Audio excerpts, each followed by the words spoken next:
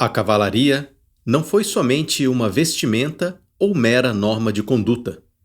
Era uma forma de viver valores humanos e transformar o seu entorno. Das páginas da revista Esfinge para o podcast da Nova Acrópole. O artigo de hoje é A Sociedade Medieval e a Ordem de Cavalaria. O século XI nos mostra a Europa Ocidental despertando para um novo ressurgimento. Quando passa o ano 1033, 1000 anos após a morte de Cristo, começaram a desaparecer as penitências e purificações, manifestando sinais da bênção divina.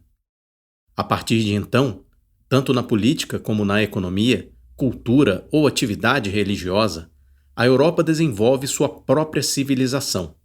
Os governos centralizados na Alemanha, França e Inglaterra solucionam a anarquia feudal, estabelecem sistemas de administração local que mantêm a lei do rei, seu poder para armar exércitos e o seu direito de arrecadar impostos.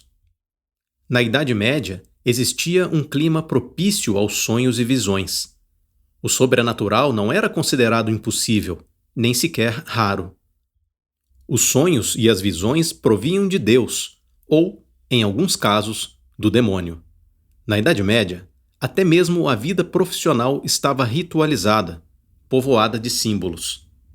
A arte de construir, por exemplo, requeria a cooperação de operários, artesãos e mestres.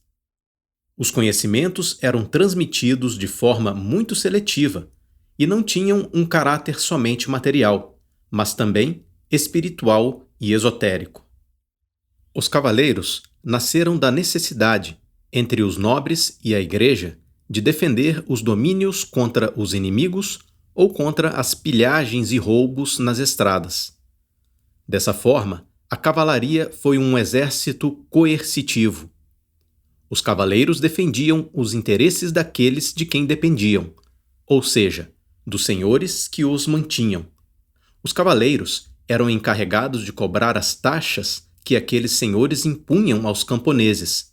Assim, como nos cavaleiros predominava, em suas origens, o espírito guerreiro, nos primeiros relatos arturianos se dá maior ênfase ao valor militar, pois os domínios eclesiásticos também tinham que satisfazer tais pagamentos, embora, posteriormente, tenham havido o desvio do apetite de combate dos milites para objetivos mais acordes com o espírito cristão, a luta contra as injustiças e a luta contra os infiéis. Dentro dessa estrutura feudal, os cavaleiros mantinham um feudo que um senhor lhes havia concedido, em troca de render-lhe homenagem e prestar-lhe serviço com as armas. Por sua vez, esse senhor podia ser vassalo de outro senhor mais poderoso, ou o cavaleiro ser servido por outros cavaleiros de categoria inferior. A cavalaria não foi somente uma vestimenta ou mera norma de conduta para um pequeno grupo social, mas assumiu uma grande transformação medieval cujo eco ressoou múltiplas vezes na história universal. Reflexo disso foi a chamada literatura cavaleiresca, que exaltou a figura de um cavaleiro ideal, como vemos no Livro de Lancelot do Lago, pertencente ao ciclo da Vulgata. Vimos como nessa época difícil, ou seja, nessa Idade de Ferro, nasce uma nova classe social, a dos guerreiros, herdeira das tradições germano-célticas, com reminiscências romanas, embora fosse principalmente o elemento cristão o que mais claramente se refletia em seu exterior. Com os cavaleiros, nasce também uma nova ética, a cavaleiresca, transformando o homem e a sociedade, inclusive em seu aspecto econômico, e não ao contrário, como normalmente tende-se a pensar. Graças a essa nova classe social, surgem as classes burguesa e mercantil, que são descritas nos relatos arturianos como antagonistas às dos cavaleiros. Essas impulsionam novas necessidades econômicas, maior segurança nas comunicações e agrupamentos nas cidades, que são o berço de burgueses e mercadores.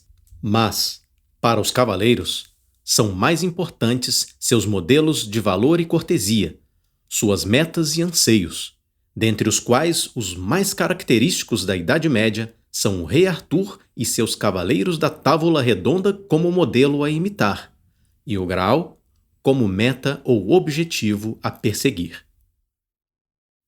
As reflexões deste podcast foram retiradas do artigo A Sociedade Medieval e a Ordem de Cavalaria, escrito por Juan Carlos del Rio, e você pode ler este artigo na íntegra no site revistaesfinge.com.br.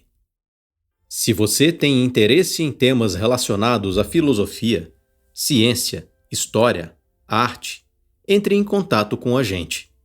Sou o professor Uibirá Barreto, voluntário da Nova Acrópole.